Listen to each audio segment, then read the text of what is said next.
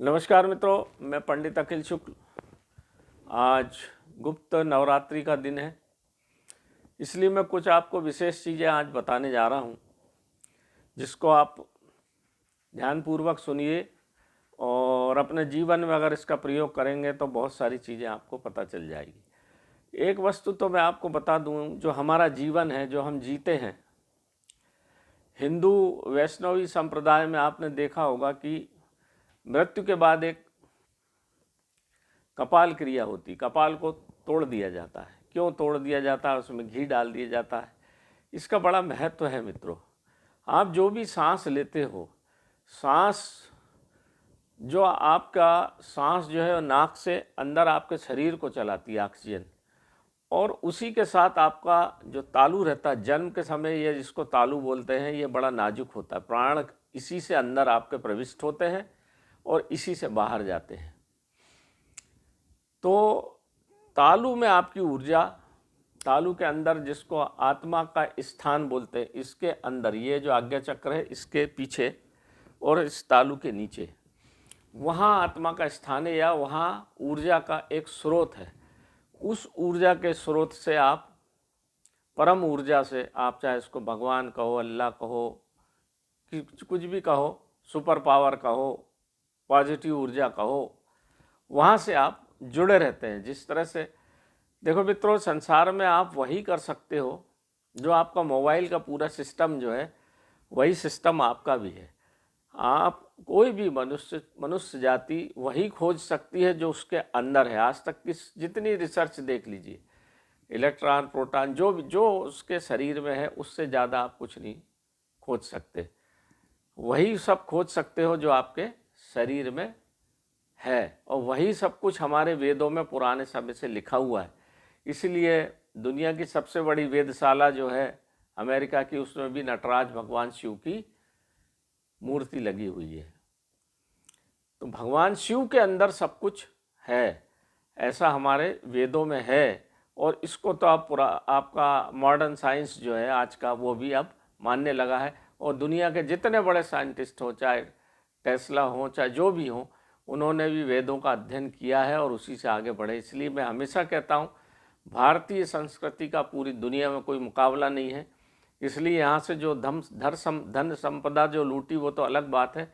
इसको नष्ट करने की जो कोशिश की गई है, बार बार इस पर घात प्रतिघात, और आज भी वो चालू है, उसका मुख्य कारण ही ये है। तो इसका मुख्य आप देखिए कि जो आपका ऊर्जा का स्रोत जो है, अपन मूल मुद्दे पे आ जाए, वो यहाँ है, इसके नीचे है।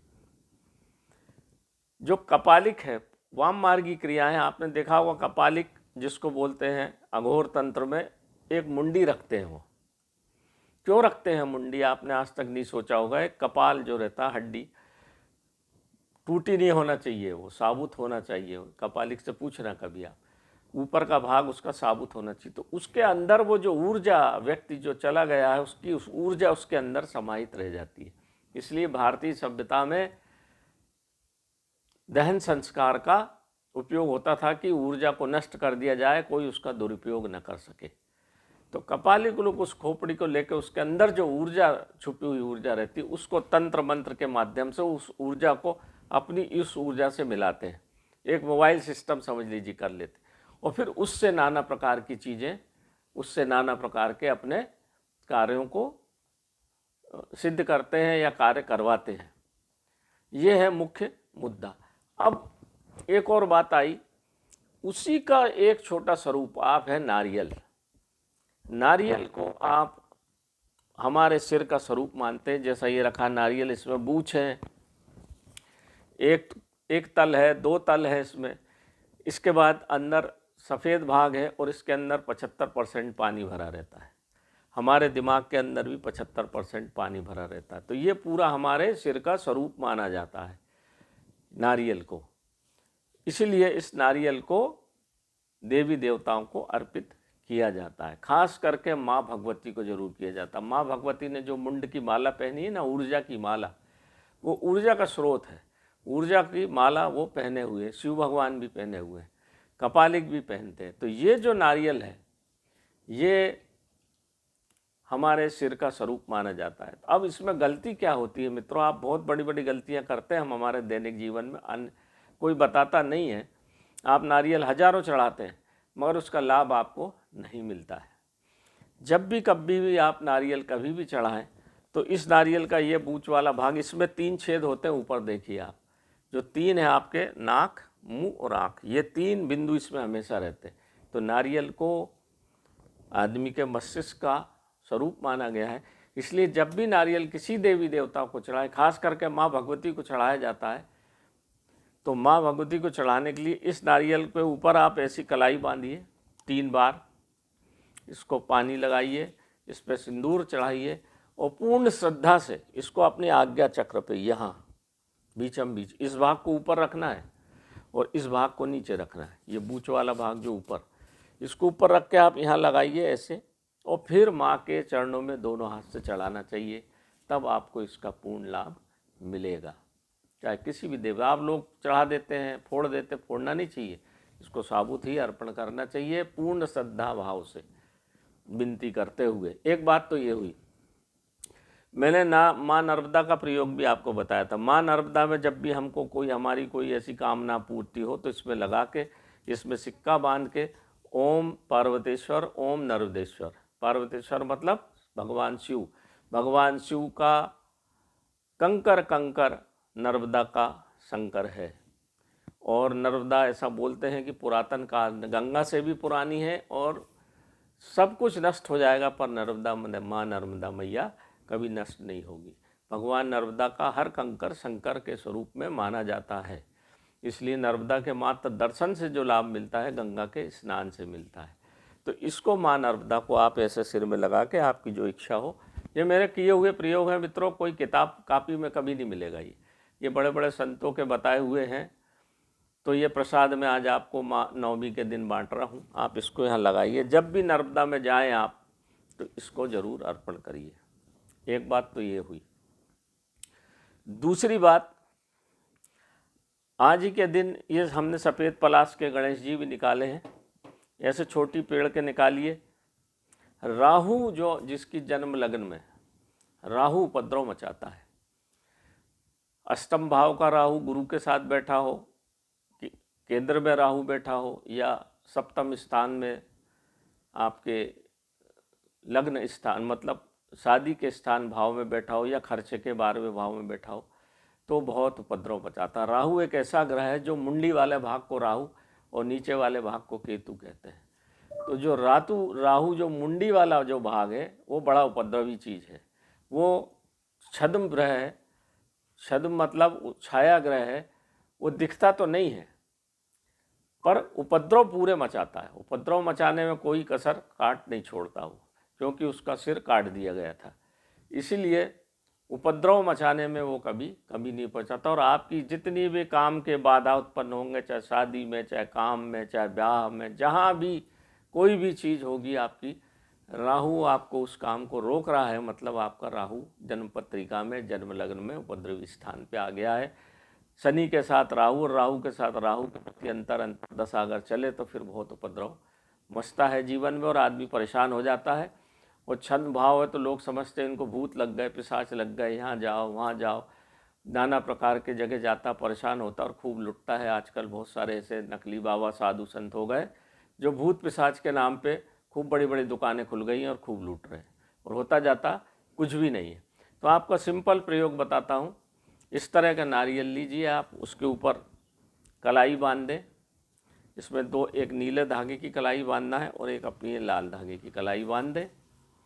इसको माँ नर्मदे में अपना यहाँ लगा के, माथे से लगा के, माँ नर्मदा में आप मंगलवार और शनिवार, एक सप्ताह में 2 बार आप इसको माथे से लगा के, अगर नर्मदा नदी हो तो बहुत अच्छा, नहीं हो तो फिर जो भी नदी हो बहते पानी में दोनों हाथ से अर्पण कराइए, तो राहु को बहुत शांति मिलती है।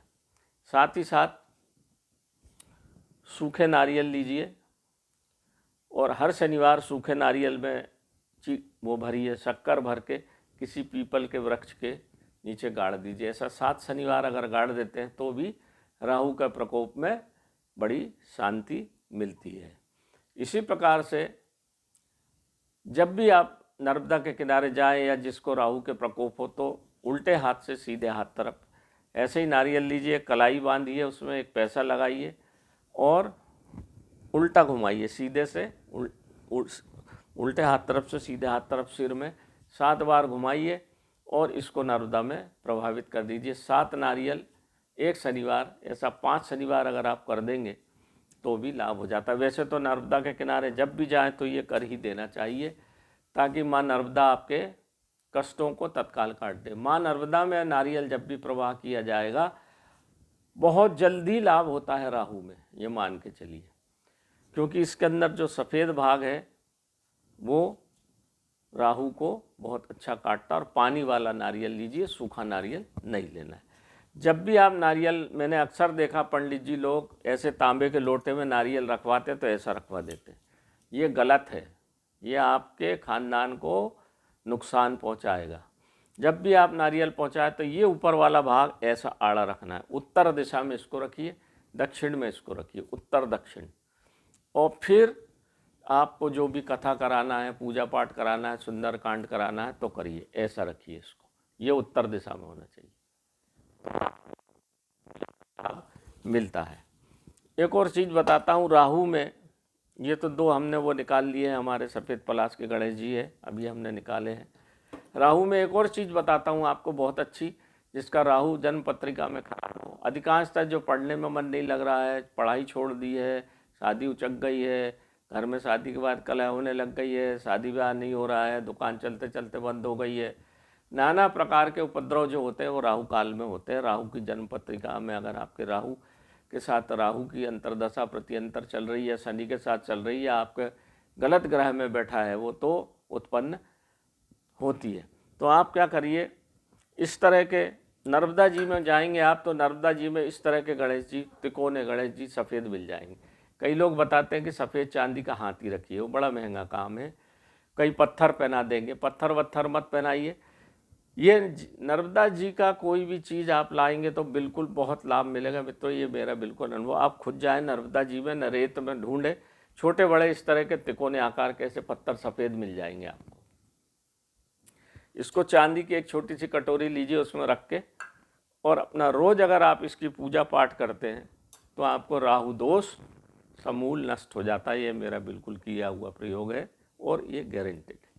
इसके अलावा राहु में एक और चीज़ होती है कि वो भ्रम पैदा करता है।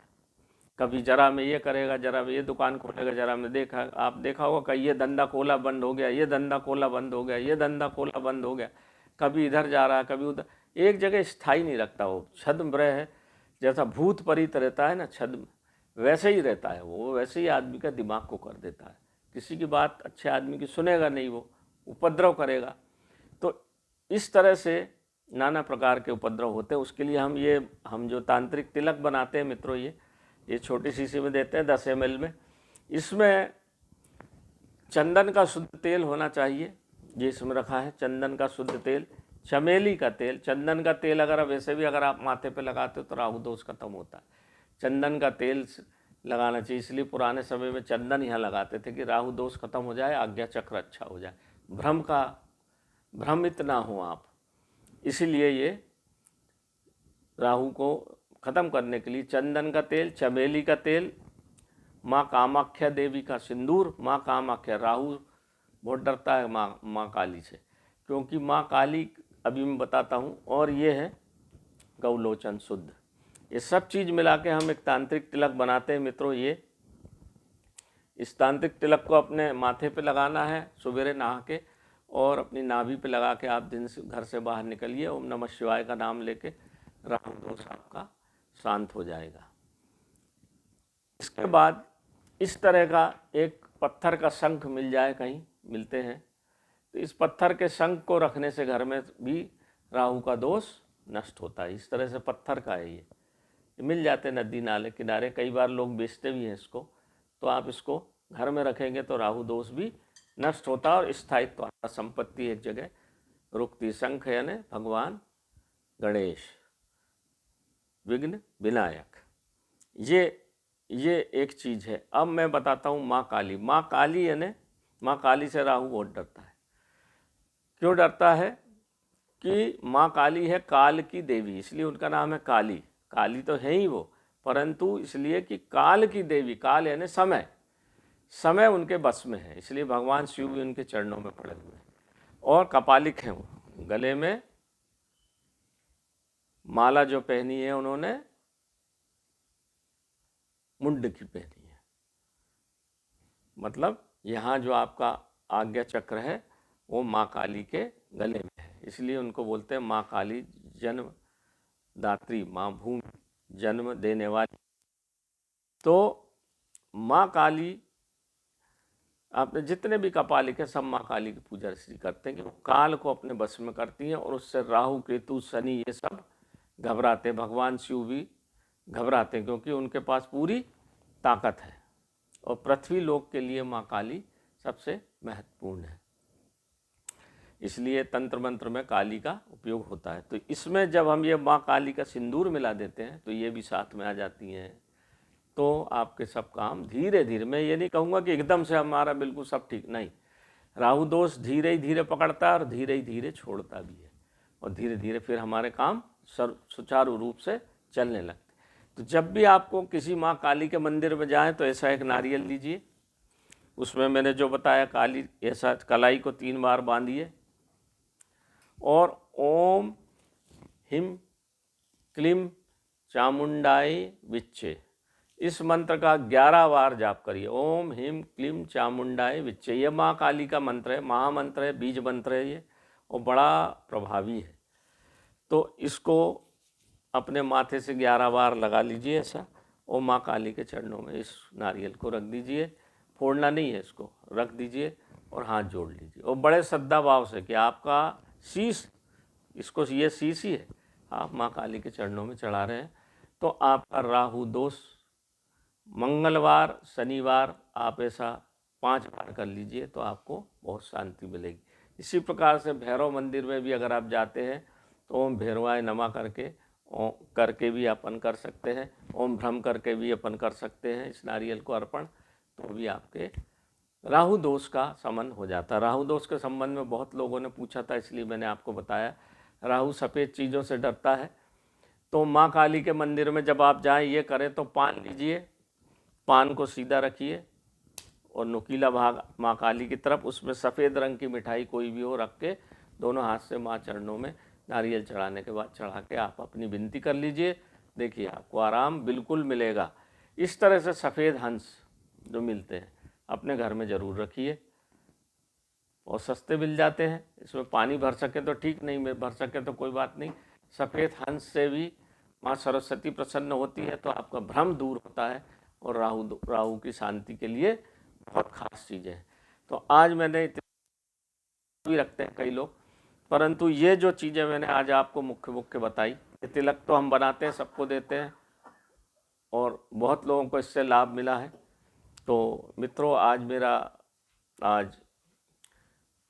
नवमी का दिन था, आज गुप्त नवरात्र का नवमी थी। आज हवन यज्ञ सब करके मैंने आज ये तांत्रिक थोड़ी सी विधि, जो थोड़े से प्रयोग थे, आज आपको बता दिए, ये आप करिए। इसमें साथ राहु के शांति के लिए हम जो एक छोटा सा सफ़ेद पलाश का लॉकेट बनाते हैं वो भी बहुत अच्छा रहता है, दोनों तरफ चांदी लगी रहती। मैंने कल आपको बताया था, राहु दोष को मिटाने के लिए, बच्चों की पढ़ाई के लिए, जिनका बच्चों में पढ़ने में मन नहीं लगता, व्यापार में मन नहीं लगता, मन उचाट हो जाता है, किसी चीज़ में मन नहीं लग रहा, ये सब राहु के उपद्रव है। उसकी शांति के लिए सफ़ेद पलाश का लॉकेट भी बहुत उपयोगी है और बहुत काम करता है मित्रों। तो नमस्कार मित्रों, मैं पंडित अखिल शुक्ल, यूट्यूब के माध्यम से आज मैंने आपको ये यहाँ थोड़ी सी बातें बताई हैं। इनको ध्यान में रखिए, इनका प्रयोग स्वयं करिए, अनावश्यक इधर उधर ज़्यादा साधु संतों के तंत्र मंत्र में मत पड़िए। आप स्वयं माँ नर्मदा के पास करके देखिए कितना लाभ आपको होता है। मेरा वीडियो थोड़ा लंबा ज़रूर हो गया होगा, पर इसको अंत तक देखिए, सबको बताइए ताकि सब लोग इसका भरपूर लाभ उठा सकें। सस्ता है, सरल है और बहुत ही चमत्कारी प्रयोग हैं इसके, और बहुत ही चमत्कारी लाभ इसके होते हैं। ये मेरे सब अनुभव किए हुए, ये किसी किताब की चीज़ नहीं है मित्रों। मेरा मोबाइल नंबर है 9165823800। मेरे इस यूट्यूब चैनल को सब्सक्राइब करिए, अपने दोस्तों को भेजिए। आप भी लाभ उठाइए। जब कोई व्यक्ति राहु से परेशान रहता है उसकी स्थिति आप नहीं समझ पाओगे, वो जो परेशान रहता वही जानता। तो आप इसको सबको भेजिए ताकि सब लोग इसका लाभ उठा सकें और सब सुख शांति से रह सकें। नमस्कार मित्रों।